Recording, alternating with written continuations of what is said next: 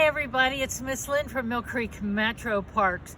For today's Nature Walks, we're at the Bears Den area in beautiful Mill Creek MetroParks. We're right next to Bears Creek, or Bears Den Run as it's commonly called, which is about a 7-mile tributary of Mill Creek. So it does flow into Mill Creek as it gets closer to Lake Glacier.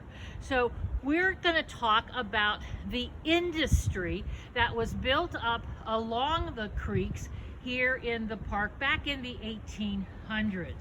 Now, right along in this area, there was a blacksmith shop, there was a sawmill built back in 1804, and there were some stone quarries. And the first stone quarry we're going to talk about is the Jake Stambaugh Stone Quarry. And you can find a beautiful example of the stone that they were cutting here on Bears Den Road or Run, and it's right across from Cross Drive. So as we walk up to the stone, notice how flat and fine they are. If you look close, you can still see some of the cut marks on the stone. What I didn't know was that there are a couple little almost perfectly round holes in the stone, and those were used for blasting the stone, or it was called shooting the stone. And Dr. Jim, I think you'll be able to focus in on one right there. They used black powder to blast the stone. I always thought they used dynamite, but evidently dynamite is so very highly explosive and unpredictable that they used this black powder. And the black powder was loaded into the drill holes, and then it was tamped inside with a sparkless brass tamper. And then they used a tool called a priming needle to make a hole in the powder so that they could insert a fuse. Then they took loose sand and they tapped it around the hole to contain the blast and direct the blast forces perpendicular to the sides of the holes. Now that makes a lot of sense with this black powder, because where Lake Glacier is today, it wasn't there before. It was called the Mill Creek Bottom.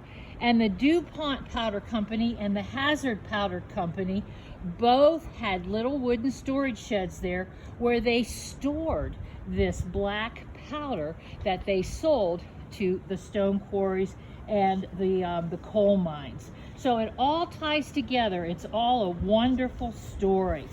Now, the other stone quarry that's right in this vicinity, and maybe you're more familiar with this one, is the Bears Den Stone Quarry.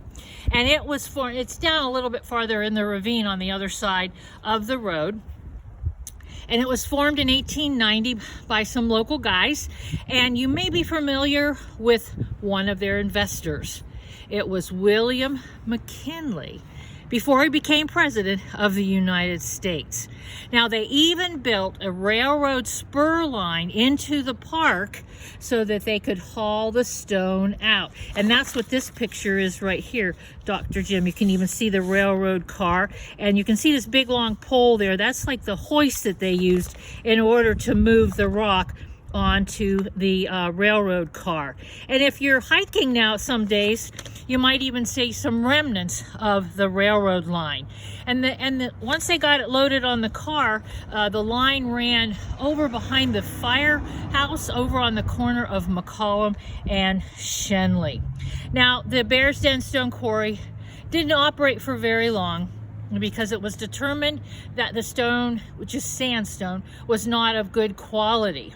However, but both the stone from the Stambaugh Quarry and Bears Den were used a lot throughout the park. The rock wall was built from the stone from here, the parapet bridge, and a lot of the stone bridges that you cross today as you drive through the park. So we had a lot of industry here in the park. I think it's always fun to learn more a little bit about the history. I have fun because I always learn something new when I'm researching as we go along. So I'm so glad you were able to join us today and spend a little time, and we hope to see you in the park sometime soon. Bye-bye, everybody.